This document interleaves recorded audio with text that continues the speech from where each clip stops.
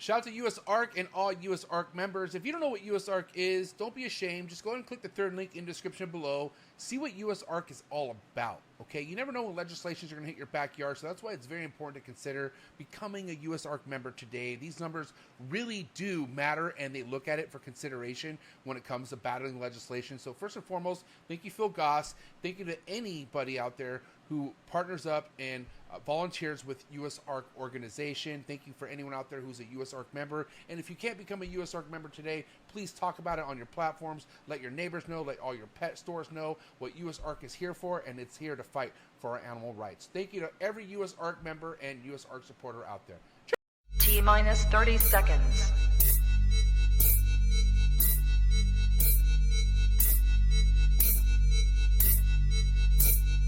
T-minus 20 seconds.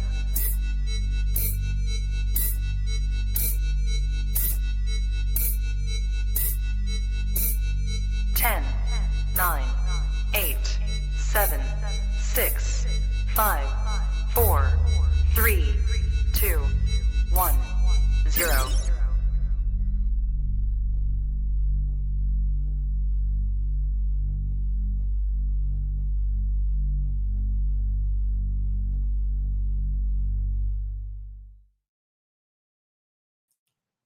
Trap Talk Reptile Network, the coolest reptile network in the world. Top of the morning? What is good? My lights aren't even on yet. What the fuck? What's good?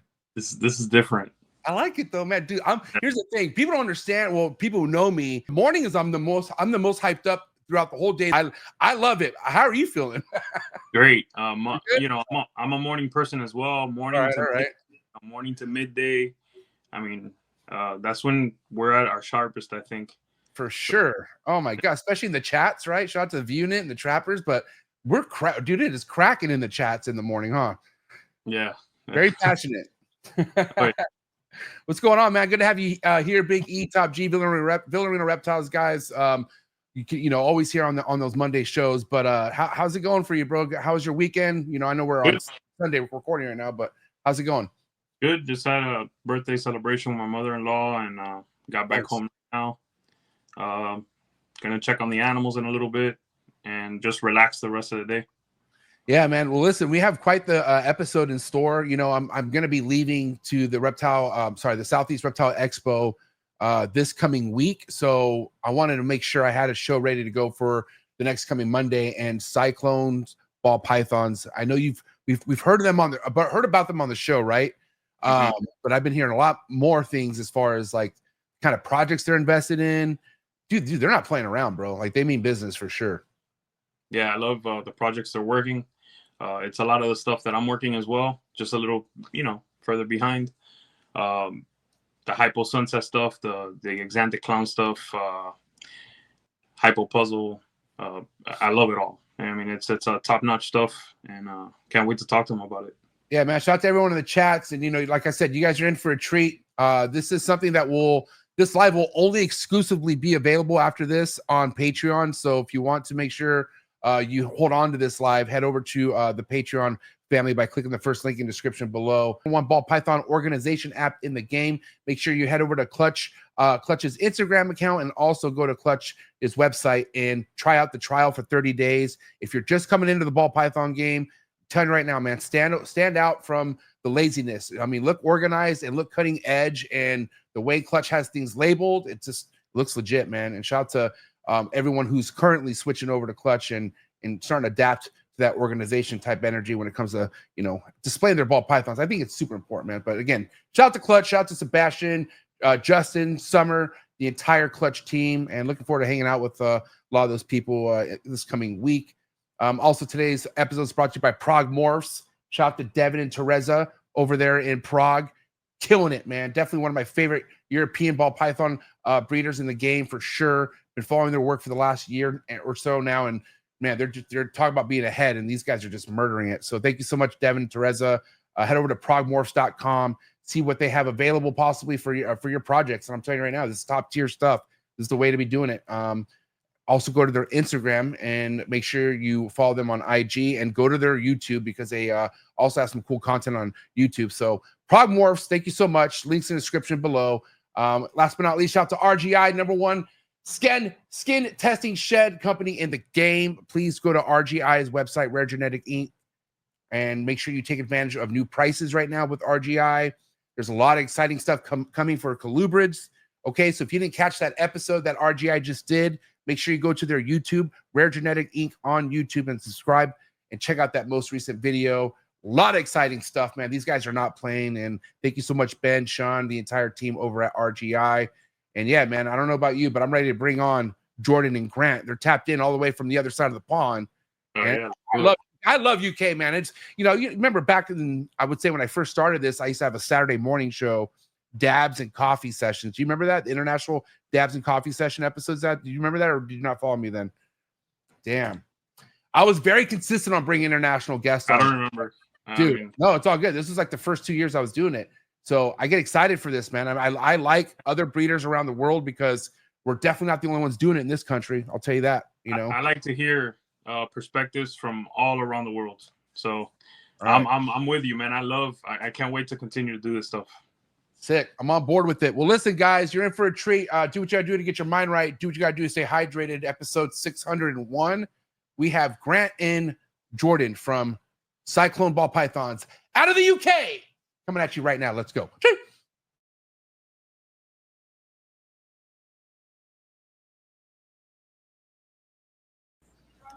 You ready for do more in the future? Trap Talk podcasts? Yes. Man. Only Trap Talk. Exclusive. Yes. Exclusive. Oh. So stop calling us. Rub the spot, get the club to pop. When I come up with the crop, I love it or not. I'm hot from the hop to the rub the spot, get the club to pop. When I come up with the rub the spot, get the club to pop. When I come up with the rub the spot, get the club to pop. When I come up with the rub the spot, get the club to pop. When I come up with everybody, we do it. Everybody, we do it. Do it.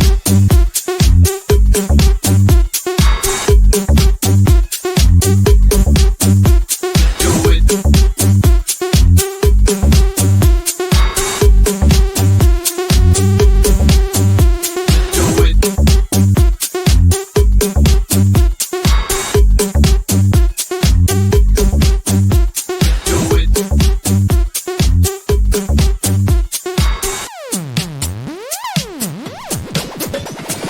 Rub the spot, get the club to pop. When I come up, rub the spot, get the club to pop. When I come up, rub the spot, get the club to pop. When I come up, rub the spot, get the club to pop. When I come up. Dude, they dipped out. I'm sure they're gonna come back. They gotta come back. They were here this whole time, and then they dipped out. Oh, here they are. Let's take it back. Let's take it back. Remix. All right, hold on. This is a remix. Hold on. I'm letting them get settled. I see them. All right, here we go. All right, we're live. Episode 601. Grant and Jordan pulling the goddamn Houdini on me. Wow. What? Why did you guys move last minute? Did something happen? Yeah, we lost connection. Oh, shoot. All right, well, this connection actually looks a lot better now, to be honest. Gentlemen, what's up? Thanks for being here. What is good? Everything's good. Yeah. Good to speak to you guys. Sorry to get you up early in the morning. We're up. I'm already up. I mean, if I had it my way, I would do shows in the morning a lot more. I'll tell you that much. But yeah, Grant, Jordan, this is Emilio. This is Grant and Jordan. Cyclone. I'm Emilio. Yeah, we spoke briefly last night. Yeah. Sweet.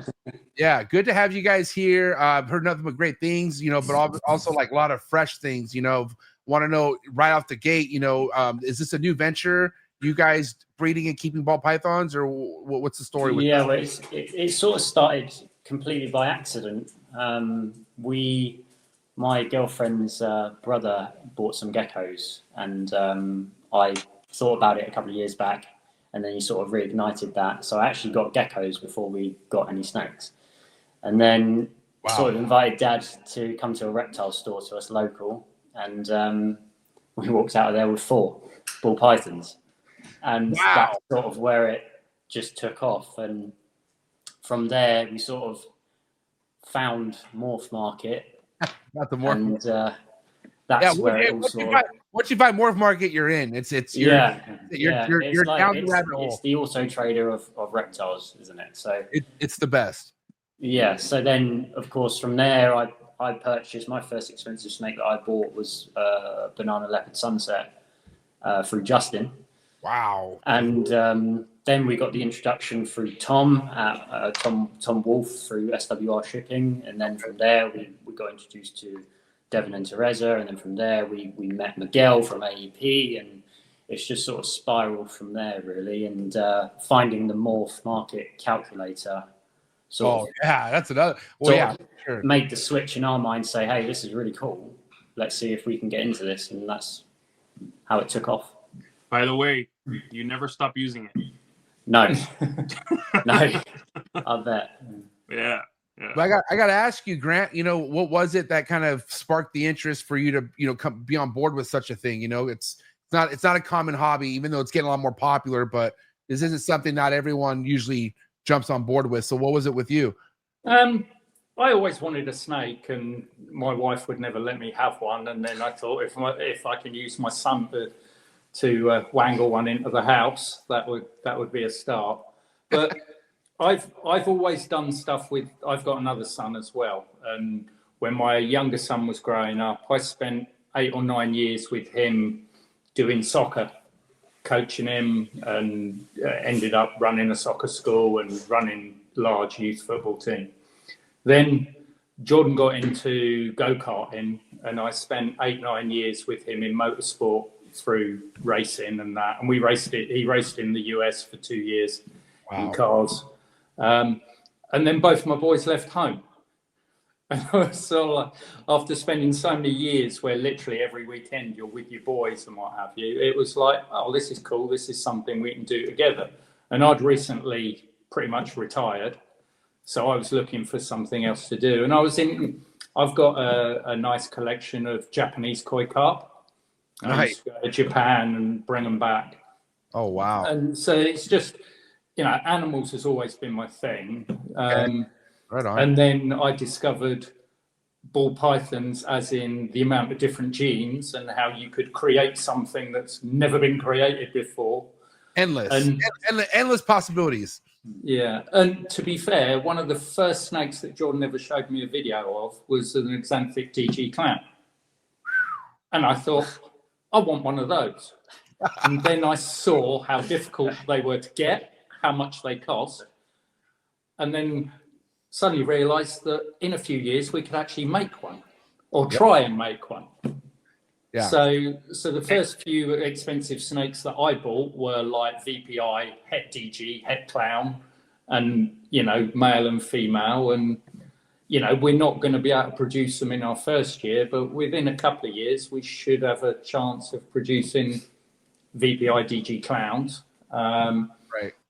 I was very fortunate that, as Jordan mentioned, the first snake that he actually bought through Morph Market, I think he's actually mistaken. I think the first snake he bought was from Chimera, was an Enchi Sunset het clown. The first snake I bought on Morph Market was actually from Matrix Morphs. Yeah, no, I meant America. Yeah. But anyway, we met Tom from SWR Shipping and got chatting to him, and then he invited me to go to Tinley.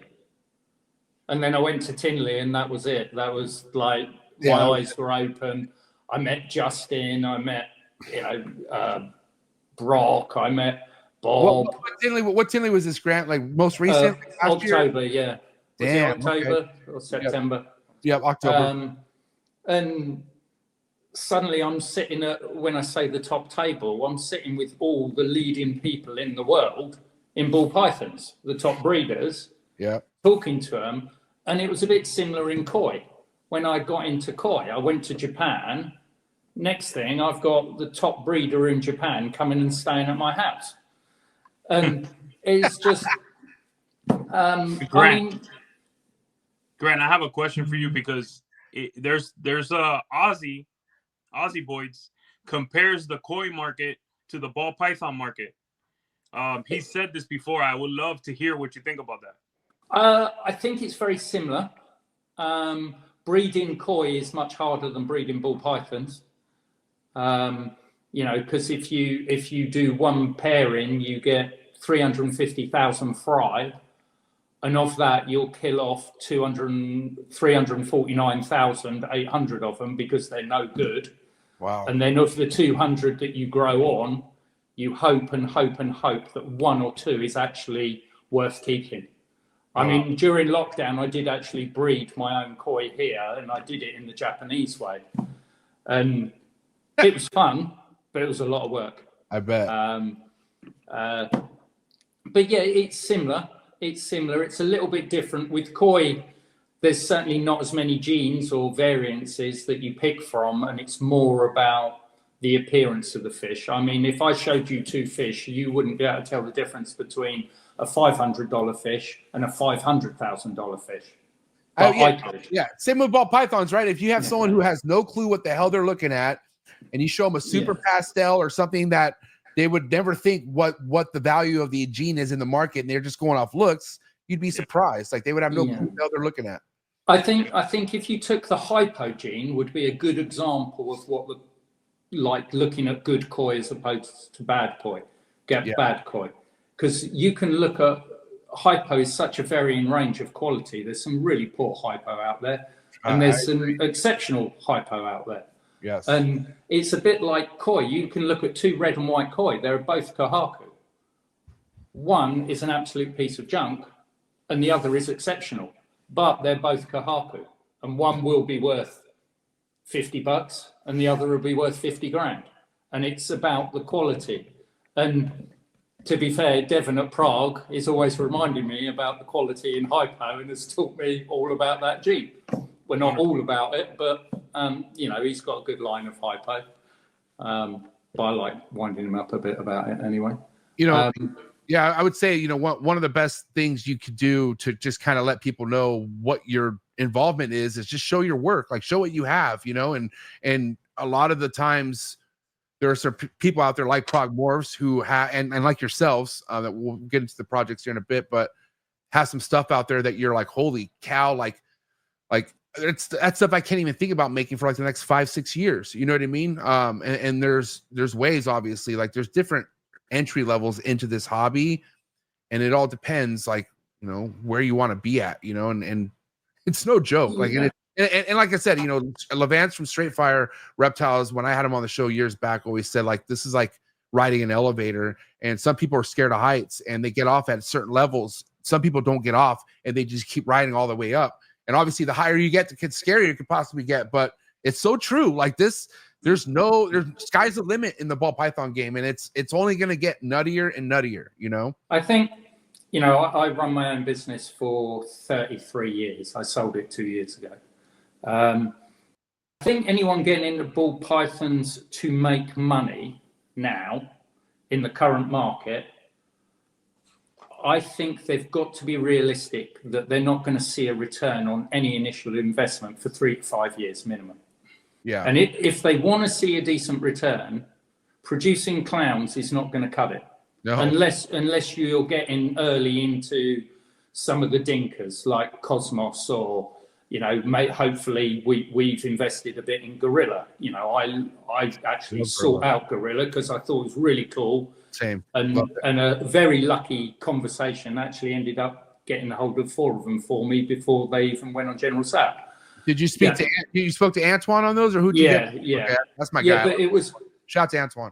Yeah, I mean, Antoine's a good guy. We've bought a fair few snakes off. That's one of Canada's finest right there. Antoine, he's ahead of the game over there for sure. That guy. Yeah, I mean, I've got a lot of respect for Antoine. He's young. He's got an amazing future ahead of him. Good guy. For me personally, you know, I'm hoping Jordan will have a future ahead of him, but I'm certainly not looking to set up this massive business and get a return on my investment.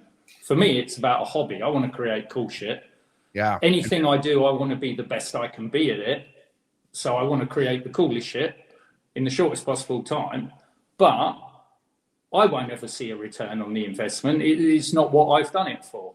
But for Jordan, if he can see a return in 3-5 years' time, But, you know, we're only doing 15 pairings this year because the majority of the snakes we've bought are young snakes. You know, there's some good pairings in there. We will produce some hypo DG clowns. We should produce a lot of hypo puzzles. You know, there'll be some good stuff in there.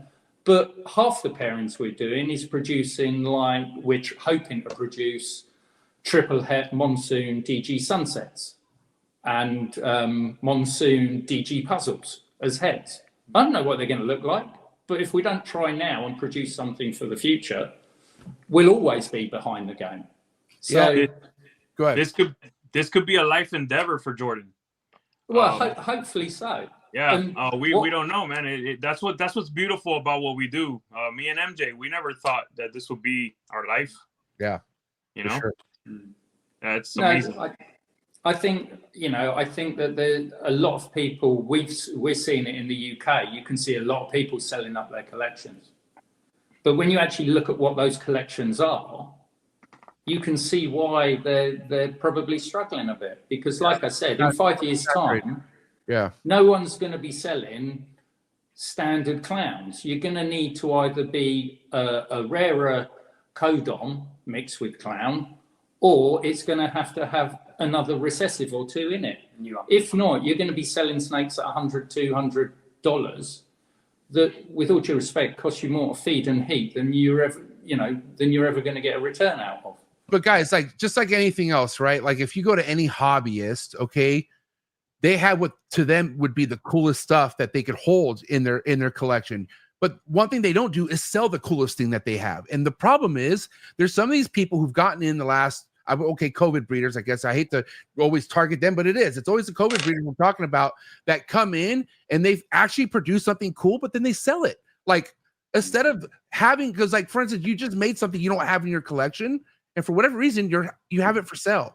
And I don't think people understand, like, first and foremost, like, to get ahead of anything, like, you have to be your best customer. Like, you have to be the one literally handpicking, cherry picking anything that you make, and you put it in the rack and you hold on to it. That's like the Will Morrow's way. Like, that's what, like, a lot of people do for years and don't even, like, show their face. All they do is breed stuff and hold it back for a few years, and then they come out and maybe buy some stuff to it. But people are just so looking to just make a buck so quick, and they're not patient, and they're not even, like, I feel like no pride in even, like, the price that they're, like, butchering. Like, you know what I mean? We're talking one price that gets butchered that ends up on an auction, and it's like, dude, that's not how you do things in the upper department. You know what I mean? I would. There's some quite entertaining auctions going on in Europe at the moment. And here, you should. The circus here. You know, it's everywhere. It's everywhere. Yeah. I take screenshots and I send it to my buddies. I'm like, look at this shit. But 66% heads. I can understand it, because a lot of people, and it's again the same in the koi industry, a lot of people spend far too much money on animals they can't afford because they get carried away in a hobby. Yes. And then they have to realize the return, even not to themselves, but if they've got a wife or partner in the house, they need to justify why they've spent that money. So they need to show that some sort of return's coming. And one of the first snakes I bought, I went round the guy's house, and his wife was making him sell the entire collection. Oh. You know, because it hadn't returned what he told her it was going to return during COVID. And he'd only done it as an investment. They'd converted their garage, they'd put all these snake racks in. And, you know, that is, you know, for every successful business, there's 99 that fail. Right. You've got to go into any sort of venture, not just snakes, but anything, with your eyes wide open. You've got to be realistic, and no matter how long you think it's going to take, it will take double. And no matter how much you think it's going to cost, it will cost double. Yeah. But if you go into that with your knowing that, and your expectations are realistic, you don't get pissed off and quit before you've even given yourself a chance to get where you need to go, in my opinion. I love to hear people that have been successful in business throughout their whole life, you know, spit those facts. Most people don't want to hear reality. 99 businesses fail out of 100. Yep. Yeah, let's repeat that. True. Yeah. You know, You know, and I've even said to Jordan, at the end of the day, if we make money out of it, it's a bonus. It's a cool as arse hobby to be in. We're going to have a lot of fun. We're working together. Well, you've got to enjoy it for what it is as well. Just money aside, because you can't just look at it as an investment. You've got to enjoy it, because if you don't enjoy it, the money should come with that. But first and foremost, you should enjoy it and be obsessed. I mean, because it's a living thing first and foremost, and I'm not trying to get on a whole like pet rant, but it all started for me and Emilio and as a pet. Like, this was something that I just wanted because it was cool to have, like, and I never had the whole breeding thing in mind until obviously I was influenced by my peers and things I was finding out. But like, mind you, I was always like, I always looked up to whoever's doing it the best. I know there were so many different people who I still respected in the reptile industry, but I always looked at who was doing it the best. And that was always like something I did throughout my whole life, no matter if it was sports, no matter, like, if I was looking up to somebody, it was somebody who I thought was the best doing it, and that just led to, like, what Emilio thought we would never even lead to something that is like a lifestyle. And like, and the thing is, it should be a lifestyle. Like, goddamn, if we can't sell a freaking reptile within our own city limits, I'm still keeping these. Like, I don't care. Like, I could give zero shits what the market is. These are not leaving me, especially this stuff behind me. Like, but for the most part, like, I love everything that I keep, and people need to go back to that. Like, people coming in need to, don't look at the breeders, man. Look at this, like, look at the people enjoying it as what it is, and that's a pet, We were cleaning the snakes the other day, and we're like, right, how quick can we get through this? We got like 3 hours to clear out. And I went, actually, do you know what? Let's just chill and enjoy the fact we've got these snakes. You got to enjoy it. Took time out and, sat there with a couple of snakes in your lap and just like, just enjoyed it. And like Jordan yesterday got his buddy round, who's like a semi-professional photographer, and just photograph snakes for the hell of it. Yeah. Seeing what cool shots they could take. Yeah, we actually gave him a snake his first snake. That's cool. Yeah.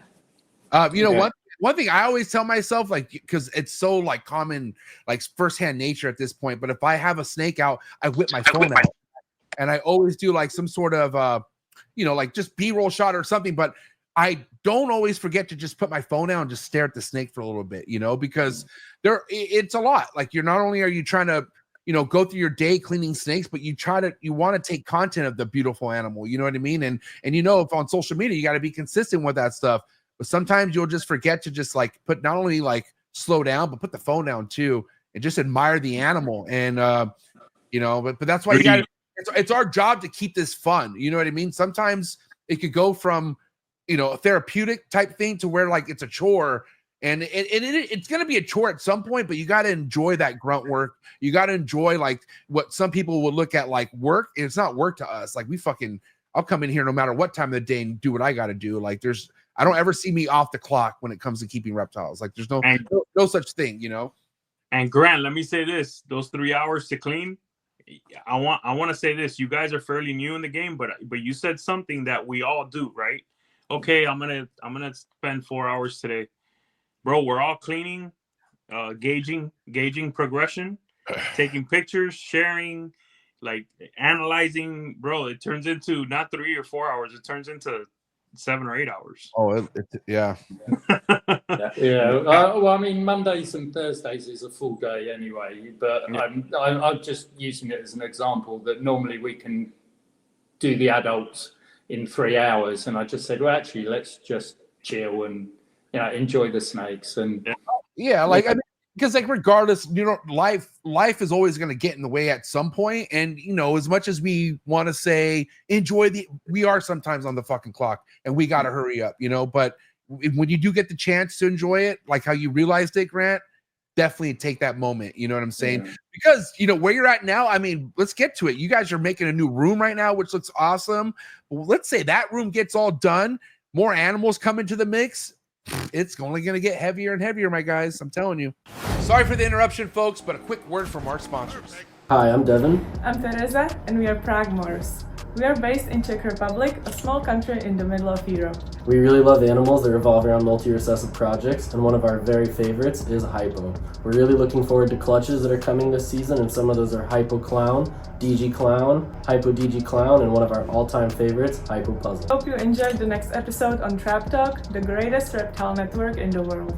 If you guys want to see next level cutting edge ball python projects, please make sure you head over to their Instagram to follow all their amazing work, and head over to their website to see what they could possibly have available by heading over to progmorphs.com.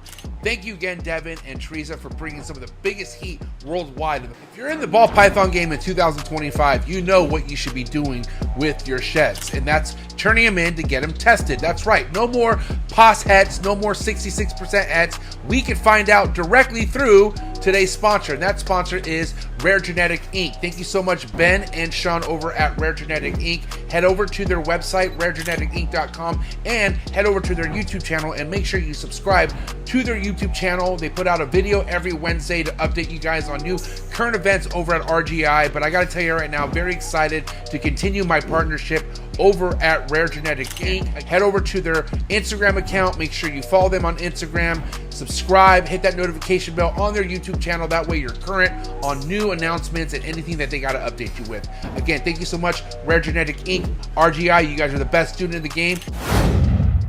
If you want to be organized, if you want to be cutting edge in the ball python game, then you don't want to miss this. Shout out to today's sponsor, and that's Clutch, #1 ball python organization app in the game. No better place to start off than by using this app. Clutch is an organization app that helps you organize all your ball python projects. It also helps your peers and your fellow community members look at what you possibly have coming for the upcoming ball python season, what you have currently available on Morph Market. It's so awesome to be ahead of the game by using organization app like Clutch. Thank you so much, the entire Clutch team, amazing team over at Clutch. If I were you, I would head over to Clutch's Instagram account, and I would also head over to their website, try it out, see how it works for you. But especially if you're just now coming into this, before you build your reptile collection, I would do it organized, and I would do it with Clutch. Thank you, Clutch, for being so amazing. Excited to hear what Clutch has to bring in the near future. Chee! I am looking forward to when the new facility, we should start moving snakes in there by the end of the month, beginning of March. But we'll turn it into a man cave as well. The reception area won't just be a reception area, and there's a door through the back where we've got all our other toys and things that we have to, keep to have fun. So Jordan's house is the new facilities at Jordan's house. It's 2 miles from my house. And peak of it. when you, all right. Yeah. So that's going to be the man cave in the right hand side, and then the 2 rooms for the snakes will be that room. Are you gonna have a baby room, or are they gonna be with the adults, or what's your plan with the like the hatching room? At the moment, we've got so much space in one room that we'll probably put them all in one room. I think for now. I think that room where the video is, where all the films off the boarding, Yeah. that will be the breeder room. And then effectively either side of that room you're in now, that will be holdbacks and hatchling stuff. And I got to ask you, since you're in the midst of building such a fresh room, what's your plan for an incubator? We got we have a freestanding one we've bought. Oh, cool. Wheelbanks one. We'll probably buy another one of them initially, but at the moment, my gut feeling is we don't want to get into mass production. There's 48,000 ball pythons for sale on Morph Market at the moment. You don't need to. Yeah, there's no point. I mean, it's gone up 10,000 in 6 months. Yeah, less is more. And it's, if, like you said about people holding back, say for instance, in 2 years' time, we produce monsoon DG sunsets, and it's a cool snake. In the meantime, do I want to sell all the triple heads so that someone else can also produce them in 3 years' time? No, so you have to sit on those snakes as well initially. Hell yeah, that's but if we did 50 clutches a year, that worries me. Yeah, that's still way too many. Not because I'm afraid of the work, It's what I do with all the offspring. Yep. You know, because you know, there's only a certain market for even better, more expensive snakes.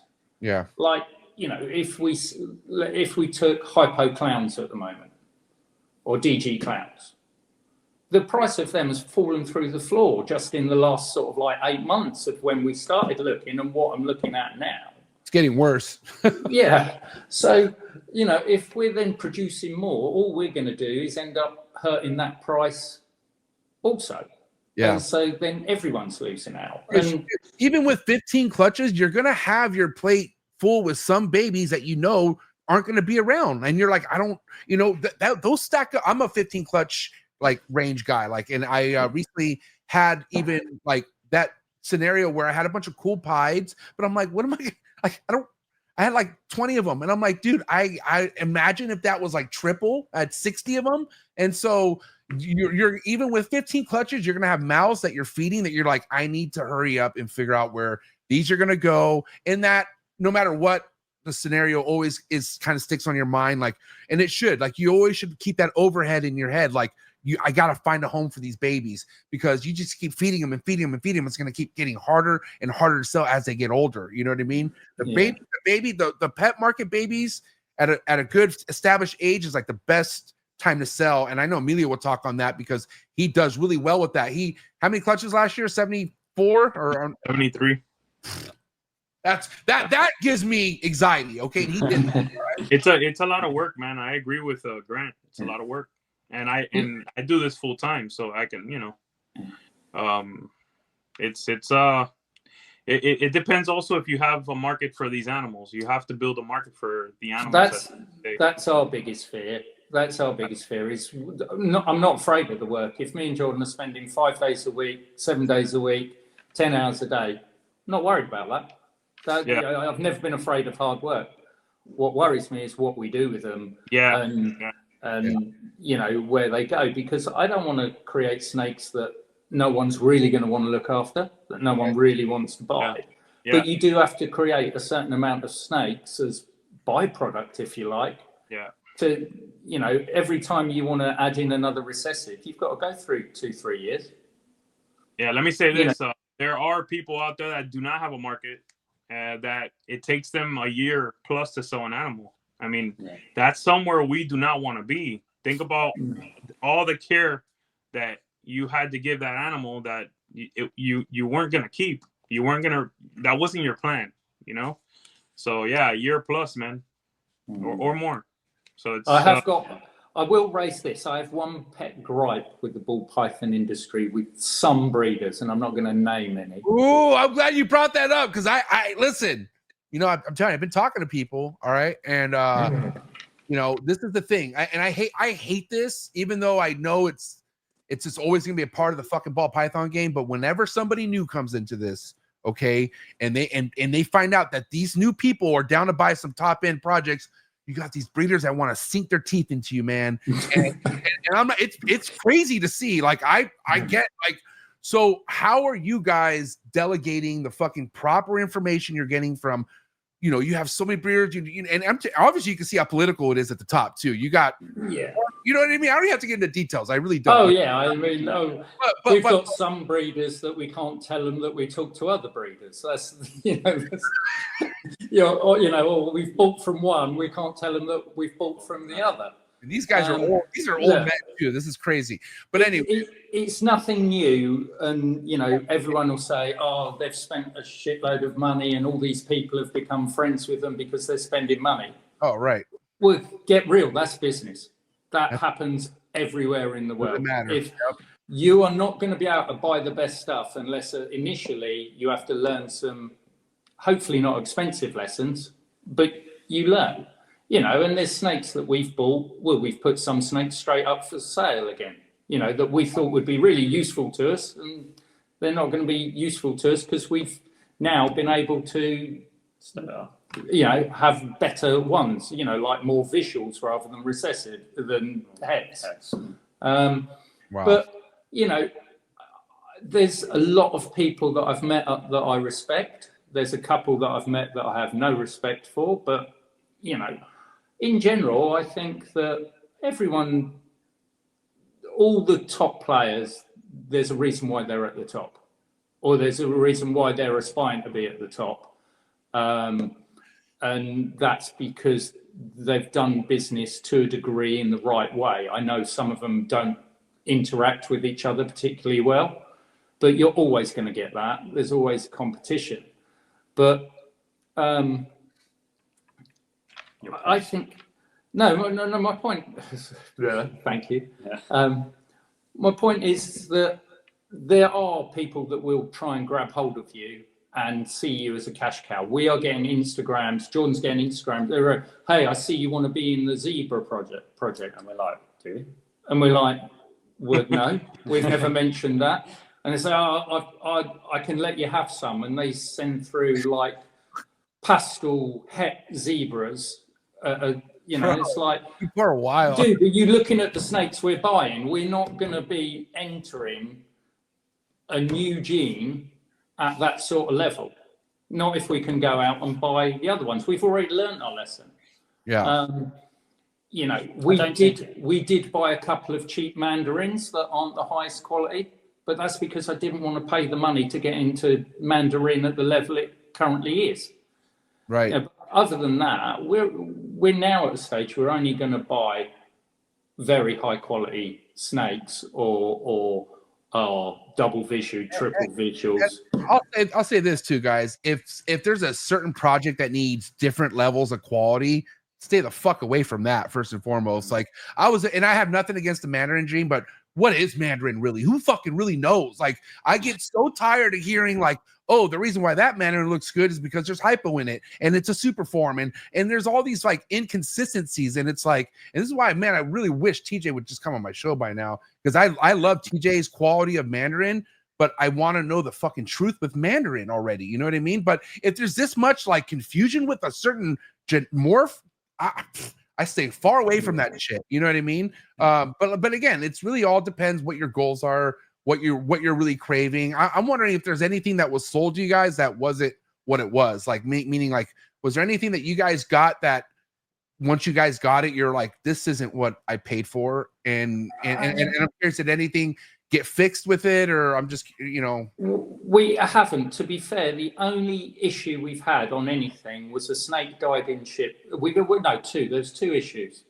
One, a snake died in shipment before it even crossed the Atlantic, and instantly within an hour, it was confirmed that there would be an identical replacement.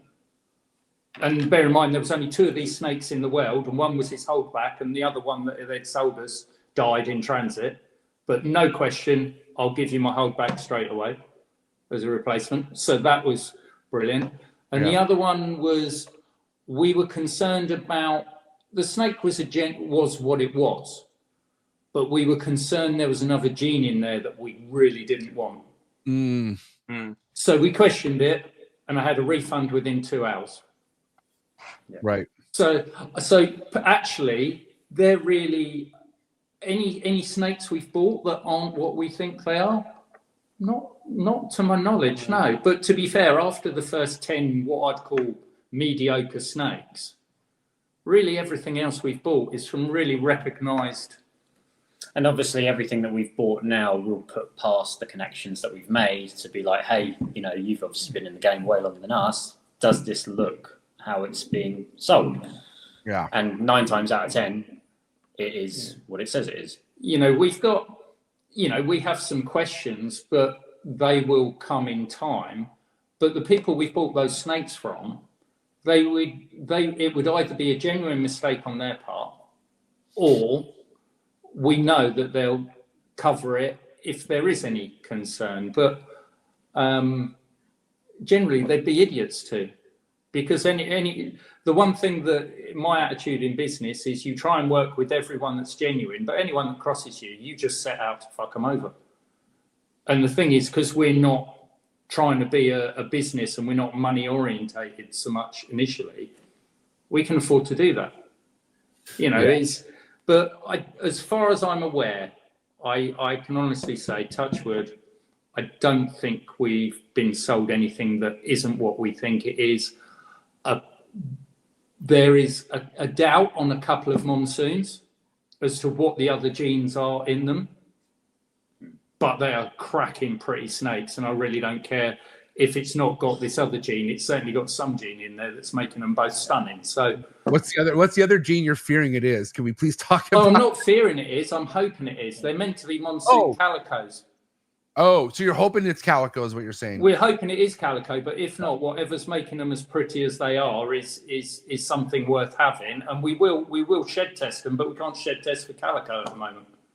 Yeah, but the monsoon's not a question, right? Like it's for no, sure. No. Yeah, and I'm pretty sure, is it the snake from Brock, the one on your guys' page?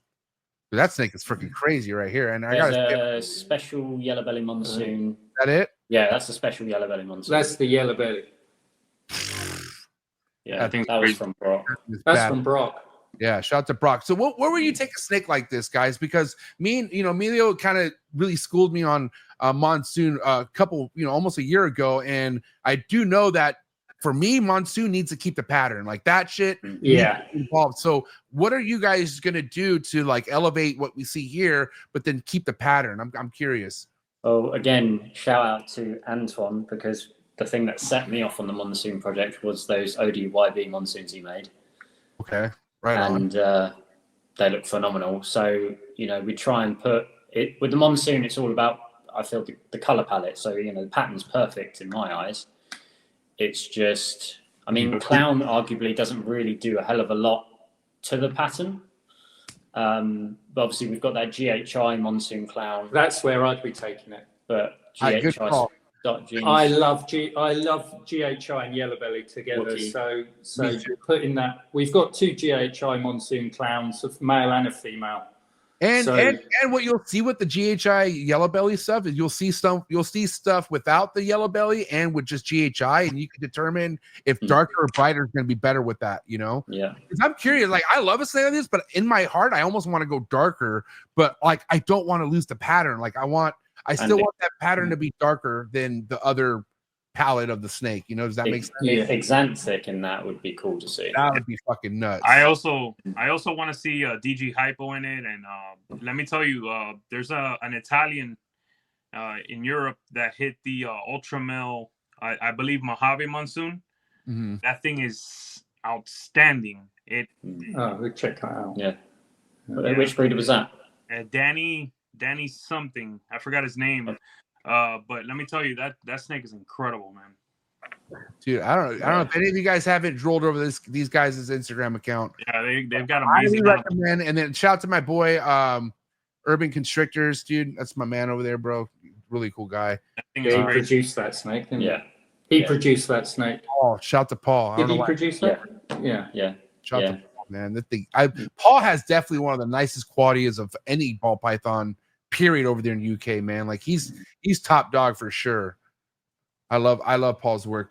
I'm not gonna lie, guys. This right here is just I can only dream ever making something like this.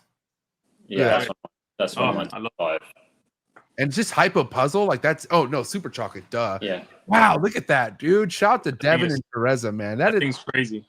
That thing is just mind blowing. And if this doesn't excite you, then you shouldn't be in ball pythons. I'm sorry. This is it right here. Right? This is like kind of where I feel like a lot of people who are unsure, they need to come to pages like this and really see like what the fuck, like what's really out there. Because a lot of people I feel like they put a roof over their head way too soon, and they don't really understand like, the potential. Yeah. This is just so nice. What are you guys most excited about? Like, obviously there's a lot going on, but would it be the DJ Exantic Clown stuff, or what are you guys? Please don't say Sunset, but what do you guys? It's okay, you can say Sunset if you want. But what are you guys most excited about? I think, well, for me, I think because Monsoon I feel is still so untouched. Yeah, Monsoon's sick. Doing stuff with the color palette in Monsoon, and I know Justin did that Leopard Monsoon DG, and it looked phenomenal with all the highlighting. So definitely stuff with Monsoon. Of course, the snake that sort of set it off for us was the VPI DG Clown. So if we had the possibility of making those in the future, that is something that we would certainly be excited about making. I think the Hypo DG puzzle is like that snake is just getting better and better and better every time it comes out. It's phenomenal. I still don't understand why Miguel sold it to us. What about an Exantic Hypo DG puzzle? What do you think that would be like? Well, I mean, I think it'd be cool. There is a guy that's mixed puzzle with Exanthic, but I don't know if he's got all the genes in there yet. I saw it. It's some guy in Northern Europe. I think Devon will actually be able to tell you. I think it was Devon that pointed it out to me, or it might have been Tom. But puzzle's still got a long way to go. Big time. I'm excited for it though. Puzzle's amazing. And the sunset puzzle is just banging as well. That's probably one of my favorite sunsets. I would say Sunset Ultramel, like age wise, because I haven't seen enough Sunset Puzzle adults yet. But Sunset Ultramel age wise is like top tier. Yellow Belly Sunset. That's just getting brighter and brighter and brighter. Yeah, that was from Brad. Guys, I really like your Hypo Sunset. I can't wait to see a Hypo Puzzle Sunset, or however you want to word that. That's an animal I can't wait to see myself. Yeah, I don't know if I really like the Hypo Sunset. To me, it's I love it. Yeah, I love it. I think it looks really good. Yeah, I'm a bit. I like Hypo snakes, but I think it just killed. I like the bright sunsets. But just don't put leopard in it. If we're all the same, it wouldn't be fun anyway. But yeah, leopard doesn't work with sunset. Really makes it too dark. I agree with you. I agree with you on that. But for people who are on the dark side of things, hypo is like the only thing that could really make sunset look cool dark and still keep some pattern. But sunsets are meant to be bright, like they really are. Go ahead. I'm quite interested. So we got a few white lace clowns off of Justin. Nice. And I'm quite interested to start mixing them with sunset. Yeah, hell yeah. Oh my gosh. You got any white? Yeah, we got his Enchi yellow belly spot nose white lace clown off him. That was pretty cool. What is this? What's the other one? We got the Cypress, haven't we? Oh, Pastel DG Puzzle. That's pretty nice. That's from Aussie. And the white lace stuff. So that yellow one next to the Exanthic in the black. Right here. Yeah. That's white lace. Yeah. Enchi yellow belly spot nose. What's FF? Firefly. Oh, okay. Firefly white lace clown. Dude, that's pretty nice.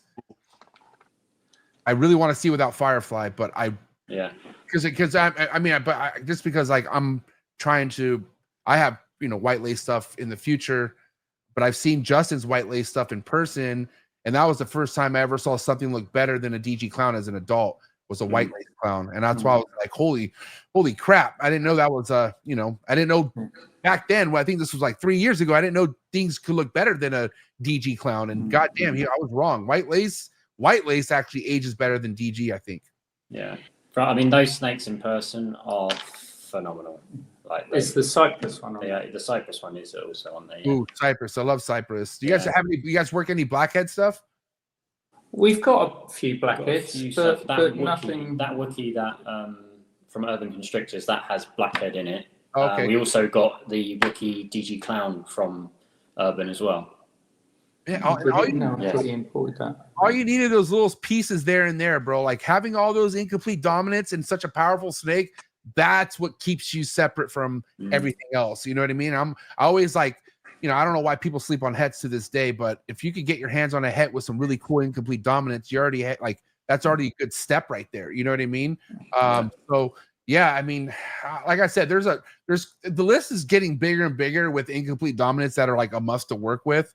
But at the end of the day, there's still that realm of good chunks that if you have those going on, like Chocolate, Wookiee, what were we just talking about?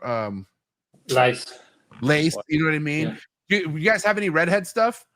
Yeah, we got two hatchlings with redhead. I like the redhead stuff. What do you guys think of paint? Haven't got any. I know Antoine's really keen on it, but we haven't gone down that route yet. Yeah, that guy's. How about Cypress, guys? Yeah, he likes cypress. I like cypress very much. As I say, one of those white laces is a cypress. I love it, man. Cypress is like, Crucial. yeah. We haven't got too much of Special. that. I like special. Special. I keep seeing more special and special stuff. I know it's been around, but like now it's starting to be popping right now. What's up with that?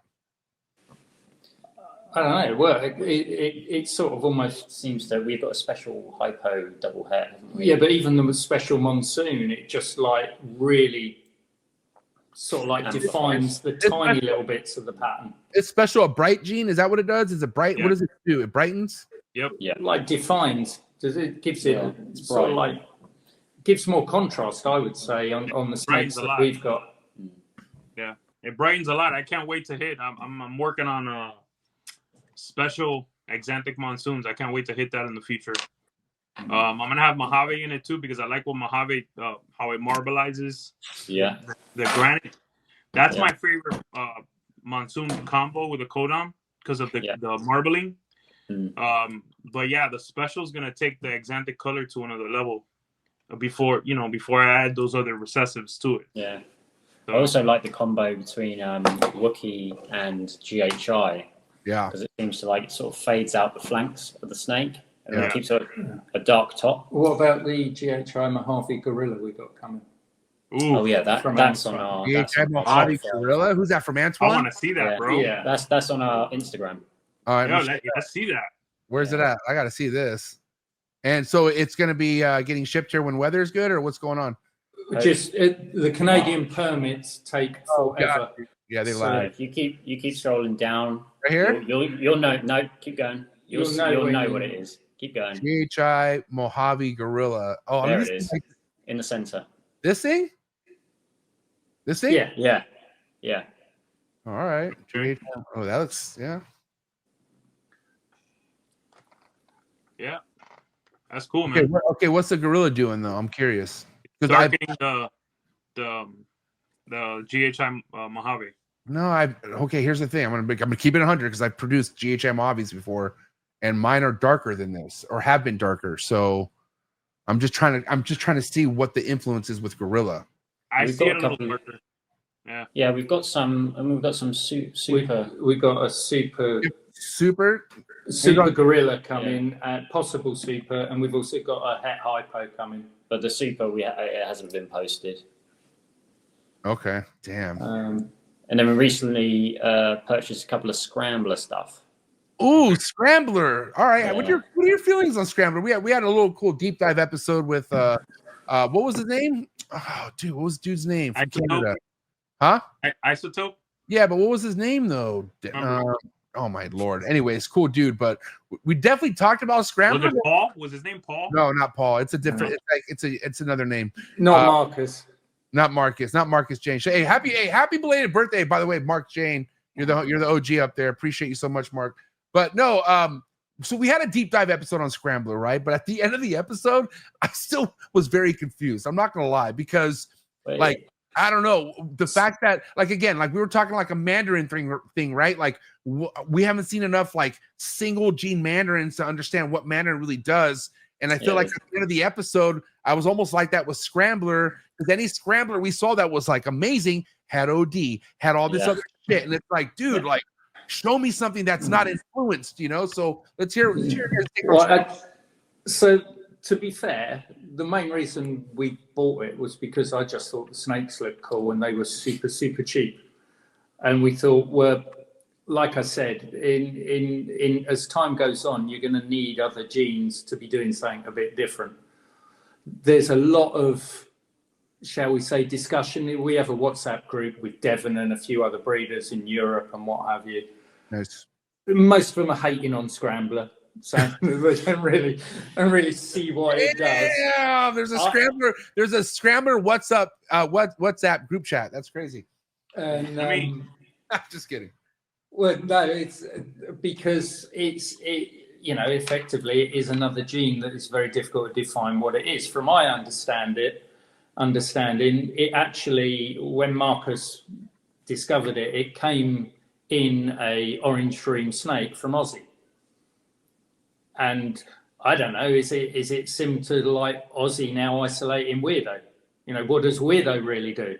I don't know. Good. Hey, that's a good question, because I heard about all this weirdo talk a couple years ago. Now weirdo just seems to be a weirdo. I don't know what's going on. You know, we haven't been in it long enough or have got enough experience, so we have to put faith in the people around us telling us. Grant, let me say this. What I see from the outside is that these animals originated from two of the most selectively bred collections out there.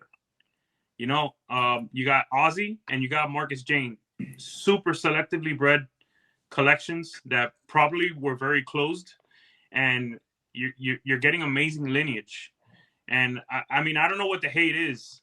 The animals are freaking outstanding. And yeah, there's some question marks, obviously, but that's why the price isn't crazy. I think they're very affordable. The one I picked up the other day off of Marcus is a fire, orange screen, red stripe, spot nose, yellow belly, scrambler, het clown. That's nuts. And it was $1,000 Canadian. Yeah, I mean, because there's still question marks. Who knows? That's a huge question mark. Well, I mean, hey, they know what's going on. They know, but that's worth $1,000 though, all day. Of course, yeah. Of course. There's so many bonuses in what he just said. If he hits, that's worth it. Like, but the problem would have been if that was like a $12,000 snake. Okay, for sure. That's when the red gate comes down. It's like, hold on, like, you can't say there's that with that price. You know what I mean? But $1,000 fucking, yeah, shoot the moon. Grant, I gotta say something though to the people out there. Someone out there said that they bought a super scrambler for X amount of money. Oh, it's worth $12K or something. Hey, cappity cap. Thank you. Cap. Say the full story. Nah, man, I don't want to put the names out there, but here we go again. I'm sorry, guys. But listen, at the end of the day, like, but it's okay to be excited on what, like, okay, I could pull a fucking pastel out and say, to me, this is worth $20K, and that's my right because I'm not selling it, but to me, that's what it's worth. So God bless your heart. If you think a snake that you have is worth that amount, that's fine, and go with that motivation. That's okay. But you don't try to sell it for that shit, because first and foremost, they ain't gonna sell. Ain't gonna sell. No, but also too, like, this what makes ball pythons the fun part, because you never know, first and foremost. Okay, and all it takes is that one person dedicated to that certain morph, to where once they get the proof behind everything that they believe in, it shuts a lot of people up. You know what I mean? But let me ask you this: what is a super scrambler, orange dream, fire sunset gonna look like? Woof. Right. Well, oh my God. we have a possible super scrambler, super OD scrambler, hypopide coming from Marcus as well. Hell yeah. So we don't have the fire in it. But again, not an expensive snake. You know, I mean, I'm going to switch from scrambler now. So again, another one is one of these ones. What's it doing? Is it really worth investing? We just got off of Justin a Jaguar Mario. You know, it's a Jaguar Mario yellow belly desert ghost. Hypo. Okay, that's a lot of other stuff, guys. Yeah.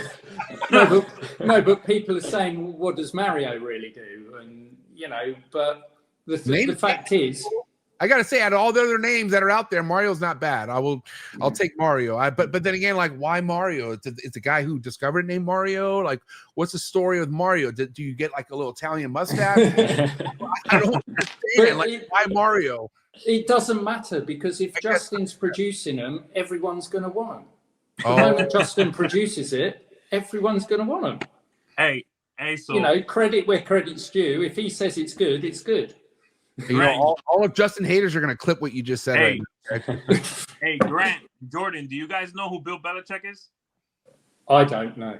No. Okay, well, Bill Belichick was the New England Patriots coach, and he won 6 Super Bowls. He had 6 rings on. So you know what I send my chat? I say, that's Justin right there every time he shows up at a reptile show. 6 rings. So think about the most successful soccer player in Europe, and that's Justin, bro. People are gonna follow Justin. I'm sure there's a lot of Justin haters out there. The majority of it's going to be jealousy, but credit where credit's due. Yeah, 100%. It's what you get at the top. It's common. But the guy still works hard as well. He's still involved in the snakes. He hasn't said, right, I've got this big business, I'll let someone else do it. As far as I'm aware, you still see him getting hands-on with the clutches, cleaning, the feeding and that. He's fully involved. He's not like one of these persons that's sitting back going, oh, I've now made it, I'll let other people do it. I mean, when I had my business, I'd still go on the factory floor. There's certain things you can't take away from people, and it's their hard work. Like if they are actually doing the work, like, you know, you go to Justin's facility, okay, show me another facility like that. You'll never see another facility like Justin's. And then he has a fucking bee building, and it's nuts. And it's like the guy just keeps raising the bar where it gets to the point where it's like, why are you so concerned about someone who's literally raising the game for us? Where you like, what are you doing to help? Like you should worry about your own like level of involvement, you know? And honestly, like I look at people like Justin, Miguel, Ozzy, Mark Bailey, all is just motivation, bro. Like, you know, I never had a jealousy bone with any of these guys, because how can you like how people who are making the game this exciting? Like, I don't understand. But then again, like I'm someone actually breeding. I'm somebody who is involved. And I feel like people who are really involved in the breeding side of things aren't really jealous of Justin, or not jealous of anybody. They're doing their thing. The ball python game is about just doing your thing and having fun. You know what I mean? That's all you have to do. I mean, I think Miguel's a good example. I love Miguel. Somebody that certainly just does their own thing, ignores what everyone else does. He's having fun. He's killing it, producing some awesome snakes. Difficult to tie down on the phone or messages. But that's a little side story that if he's listening, he'll know exactly what I'm talking about. Yeah. Passionate, charismatic. Yeah, he's entertaining as well. I don't think many people could get away with doing the amount of social media that he does, but he had the following before snakes, as I understand it. Yeah. But it's cool. It's fun to watch. I'll never be that charismatic to do it. Jordan might be with years of practice, but did you guys ever see Justin's first videos back when he first started? Like the guy was cringing on camera. Like he's not somebody who, his personality before he started all this wasn't like that person that he is today. Like he developed who he was today just because he felt everything he was doing was something that he had to evolve with. And another reason why I give Justin so much credit, I don't give a fuck who's upset about this. Like the guy has just not only elevated the whole ball python game, but like his whole life, like who he is as a person, being more outgoing and like being like a real leader in this shit. You know, say what you want, he's the leader of this game. Like, what do you mean? Like he's fucking, he's a good leader, like a good example. Like everything the guy does, business to how he keeps his snakes, it's fucking top tier. Like that's what we want representing us. You know what I mean? And I don't know why anyone would want to or have a problem with that. You know, there's a clear passion there when you speak to him about snakes, just in general. Big time. Super fair, professional. Without going into too much detail, the first time I actually sat down with Justin face to face was about 1 o'clock in the morning in the bar at Nijmegen in Holland. Because when he goes to a show, everyone wants to talk to him, and everyone wants a piece of him. And I just messaged him and I said, "Look, I want to buy a snake off you. I want to talk to you about it." And he was like, "I said, but I know you're really busy." He said, "I'll tell you what, I'll meet you in the bar when I get back to the hotel." We sat there. We didn't really talk about buying and selling snakes. We spoke about the ball python industry, how to make it better, what from, you know, he was asking my perspective as somebody that had no time in the industry, how I thought we could improve the python industry. And there is a lot of things I think you could improve it. I'm too old to try and do that. But somebody, you know, we got Jordan though. Listen, look, Jordan looks really young. I don't know, Jordan. You need somebody with a bit more, shall we say, standing, that's been in the industry a while, but's respected by anyone. I thought you were going to diss me then. But I mean, I'll give you an example from when you asked about the koi industry. But in Japan, they have a trade association called the Shinkoku, which there's several members of us outside of Japan that have been invited to be members of. but it's like a trade body, but it's all about promoting that industry around the world. And they do, if there's anything wrong in the industry, they'll pay for research and what have you.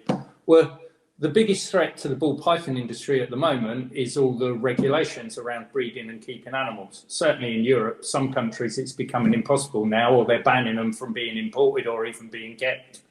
Some countries are introducing licenses where to keep a snake, you have to get a license. But that's because they're grouping ball pythons with every other snake out there. So like in the UK, if you actually have a pet shop and you want to sell a ball python, it must be in a tank as long as its length, equal to its length. Well, we know that a ball python's not happy in a big, long cage. It wants to be in a small, cramped up environment in a hide. And certainly we experienced that our first few ball pythons were in vivs, and we took them out of vivs, put them in trays. Instantly, they started eating, growing, and generally much happier. The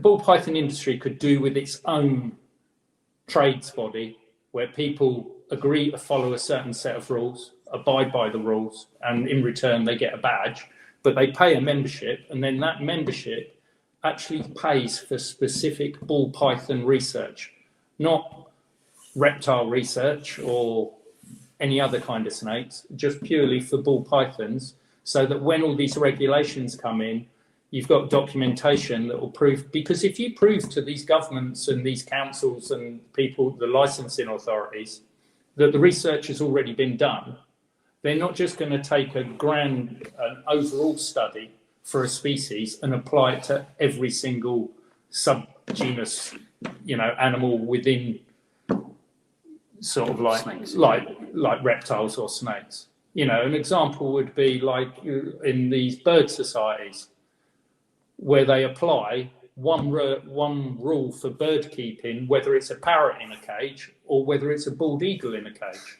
Yeah. It's not the same environment, and that's the same with snakes, but no one's doing that. Grant, I have a question. Is there any plan to come up with some type of a USARK organization in the European Union? Well, there's responsible reptile keeping, right? Like they're not US, but they're not for legislation, but I think they just stand by better animal husbandry and care. Yeah, it's like a working practice sort of thing. Not to my knowledge, but I don't think that, USARK, I mean, as great a job as it does, as I understand it, because I'm not too aware of what it does, that's for all reptiles.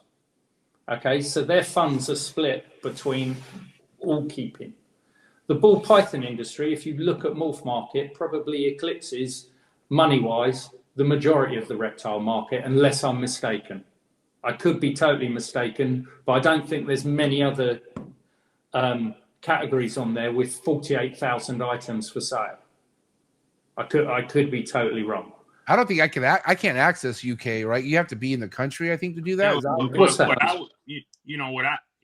From the outside looking in, what I would love to see is the major countries that have a ball python infrastructure or a reptile infrastructure, kind of getting together and creating something to protect yourselves, Yeah, I think the US market, though, is so much bigger than the rest of Europe from what I see. Oh, big time. Well, I mean, we got to build it, I think that's the future, let me tell you.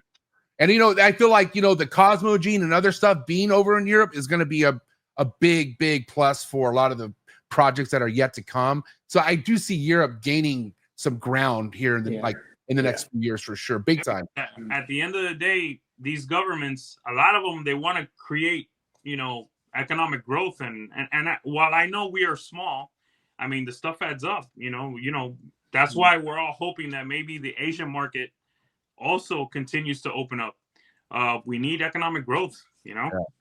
So I think the market itself, coming from just a business perspective, not years in the ball python industry, but looking at what I'm seeing coming into the ball python industry, I still see quite a major contraction coming, and I think that could only be beneficial because it will get rid of a lot of the junk. When I say junk, I can't be critical of, but what I'm saying is there is a lot of snakes on Morph Market that people shouldn't be breeding them.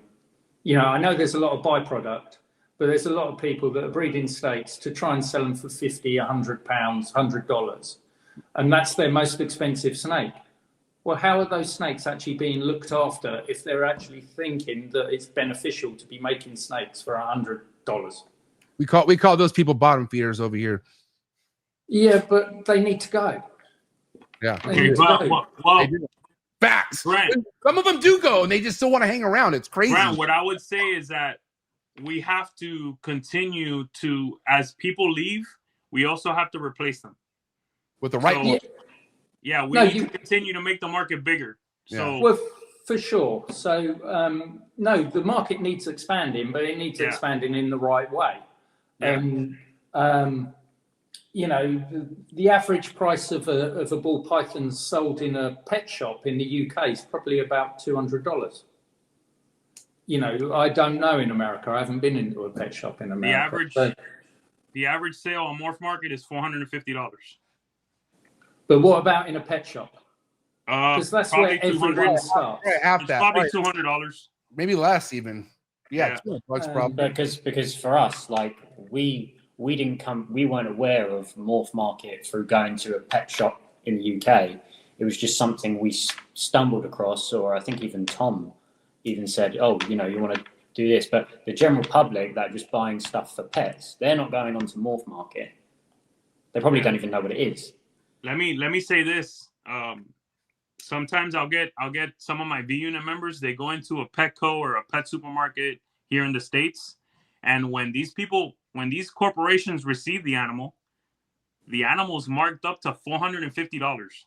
Yeah, and then they'll give it time to sell. And then they just mark it down when it reaches a certain size where they don't want it in the store anymore.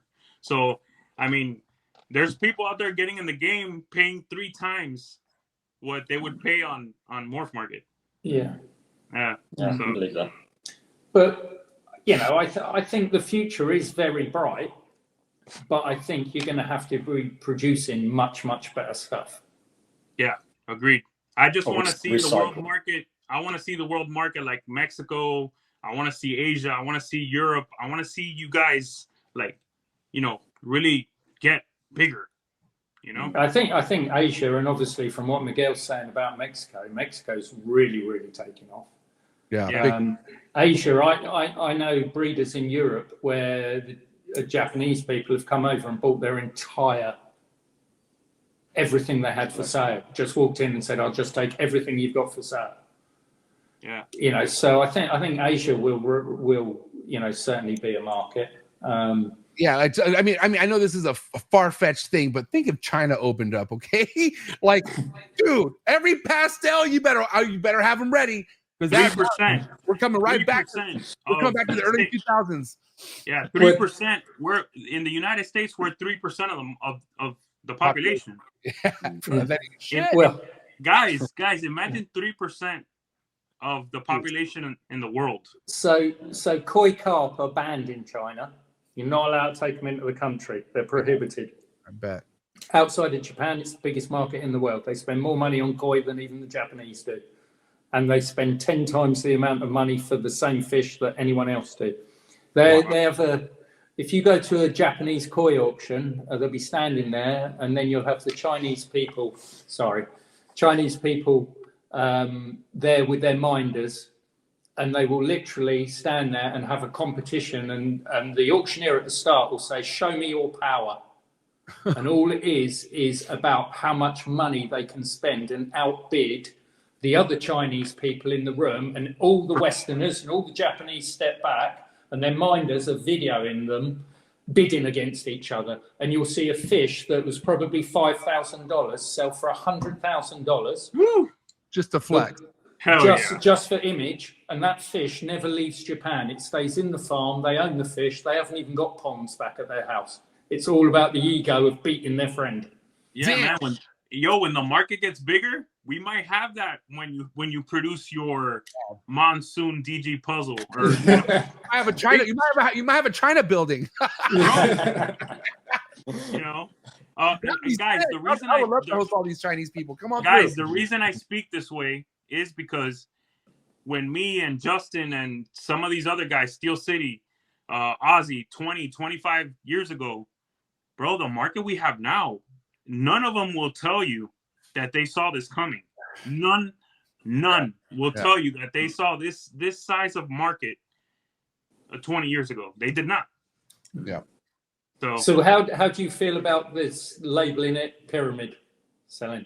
Was it? It depends on the person, but it could be like if you are not really fucking paying attention. First and foremost, if you're not in here looking for your own like taste, if you're not looking to do your own thing and you just want to copy other breeders, then you're definitely in a pyramid scheme because you're going to be in a position like most of the other customers making shit that's already being made. So if someone isn't out there telling you or giving you little like breadcrumbs on how to branch off and do your own thing, and you're just making whatever that next guy's making, then I definitely believe it's a pyramid scheme for sure. But it just depends on the individual. I just had to say that.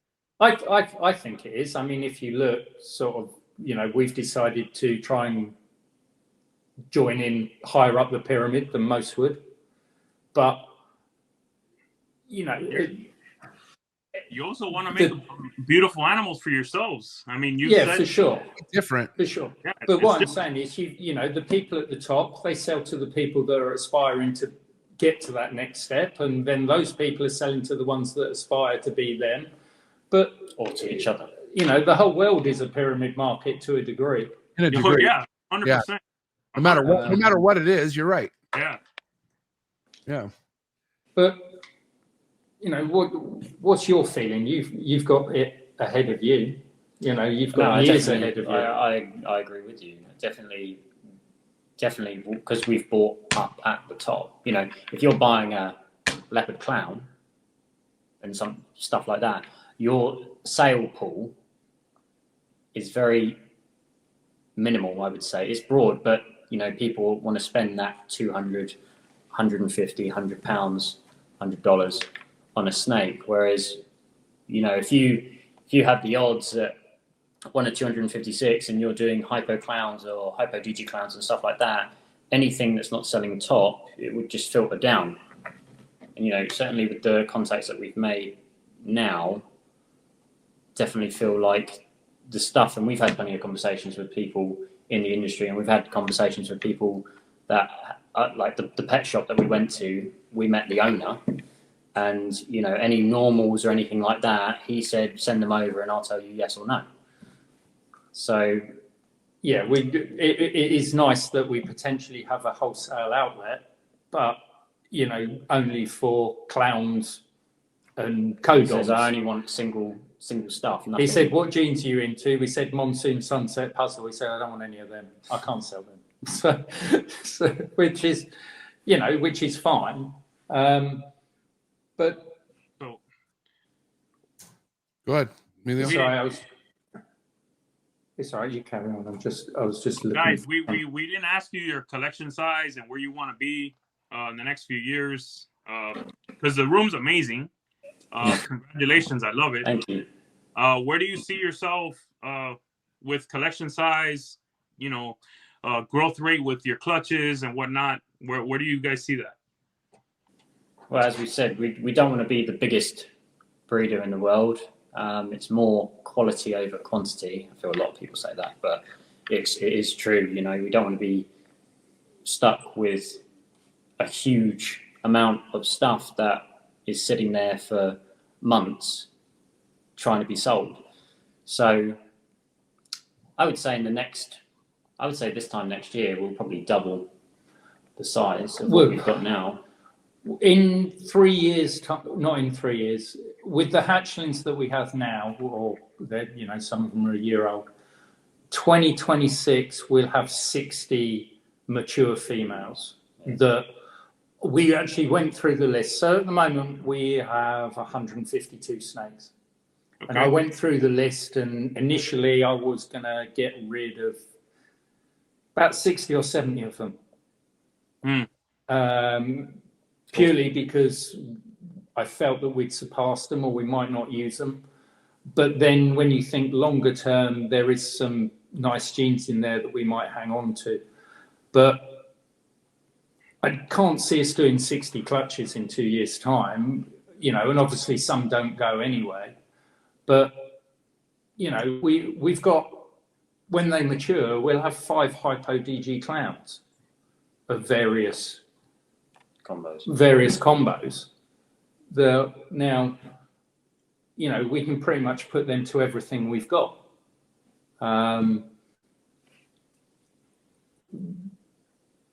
It's really. Do we want to be like Ozzy, Justin, Miguel? No, not at all. That's not, you know, if we were forced that way. But I don't think there's a European market for the snakes we're going to produce. I think if we're going to produce snakes like that, they've got to come back across the pond. MJ, I can't see the chats now, but I can answer that because I experience it in life. So I started my business when I was 21 years old. I borrowed in dollars, $700 off a friend. I worked 34 years, 70 hours a week, and I sold it for multi-millions. Oh, yeah. Right? I'm retired. I'm very fortunate. Respect. You know, I'm lucky, but I worked hard for it. I have a son here. What am I going to do? He's, you know, we all try and do the best for our children, but he's down to earth. He understands the value of money. He appreciates it. But we chose to do this as something to do it together. I can afford it. Oh, yeah. Right? But for him, it's not just do what you want. You know, he has to make it commercially viable. But why wouldn't you do it to the best of your ability? But if I put this on the flip side, okay, if I was driving down the street in a Rolls Royce, in Europe, most people would turn around and go, oh, look at that, he's flash. In America, they'd actually say, oh, well done. You know, he's obviously successful and aspire to it, the majority. But the fact is, there isn't a single person on this planet that if they hadn't worked hard for something would begrudge or deny themselves having what they want. But if I, you know, I used to have 5 boats. You know, my other hobby was offshore fishing. If I go offshore fishing, it's $10,000 for a day. One day. Yeah. And then I come back in and I've got nothing other than the experience. We have spent a lot of money because it's a lot of money to a lot of people. You work hard. Exactly. So it doesn't matter how you come in with as far as where you're spending your money. Yeah. What I have a problem with is this exact same kind of energy that they gave Miguel when he first came in. Okay, because just because Miguel was spending money with the right people, and all these people hating in the background and asking, "What are you going to do? What are you going to like? Show us what you're breeding already." Well, I can show you a chocolate hypo puzzle currently locked with an OD spot nose hypo puzzle. We should produce some DG clown het xanthics and some xanthic clown het DGs for the future. Oh, there's my list. We will quite a few hypo puzzles of various black pastel, OD, chocolate, spot nose, various denominations of those. Clown het DG sunsets for the future. DG sunsets, we should produce some of them. We've got a 1 in 2 chance of producing DG sunsets. Triple het sunset puzzle DGs. Triple het DG sunset clowns. More hypo clowns. Triple het monsoon DG clowns. Triple het monsoon sunset clowns. We've got a 1 in 2 chance of producing sunset clowns of various codons. And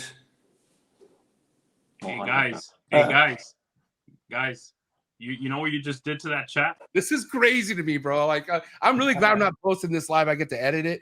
One, I hope, but it's a young male, so I hope he does the business. My favorite pairing is a pastel hypo DG clown that we got off Justin that is absolutely gorgeous, absolutely stunning snake.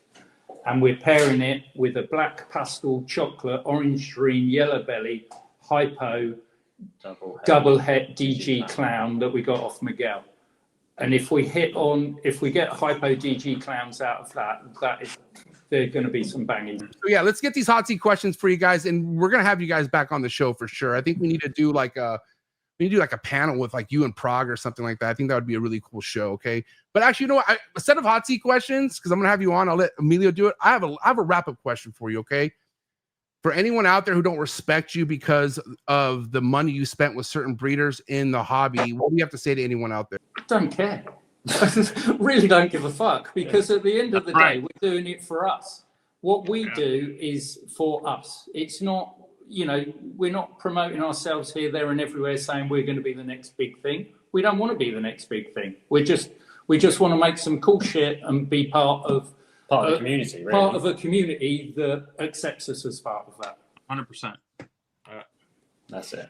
All right, so why don't we're gonna have Emilio end this with his style of hot seats, and it's one has to go, one has to stay, right, Emilio? Yeah, guys. So I'm gonna give you two options, and you have to pick the one that has to stay. We have to make hard decisions sometimes, okay? So, lace or spot nose? Lace. Lace stays, correct? Yeah. All right, that's where we're going. That's how it's gonna be. Puzzle or monsoon? Monsoon. Agreed. All right, DG Exantic Clown or Hypo DG Puzzle? Hypo DG Puzzle. Yeah. Really? Yeah. Oh, yeah. Shit. I didn't expect that. Okay. Yeah. It's rarer. Yeah. Sunset Hypo or Sunset DG? Sunset DG. DG. Okay. That's all I got, guys. Epic, man. Listen, I'm really happy with this episode. I'm really here to just to get an idea where you guys are headed, to see your guys' new room being made. I mean, listen, this is going to be big things coming from you guys. And I appreciate you guys spending your evening here with us. Best place for people to follow you would be Instagram, you would say?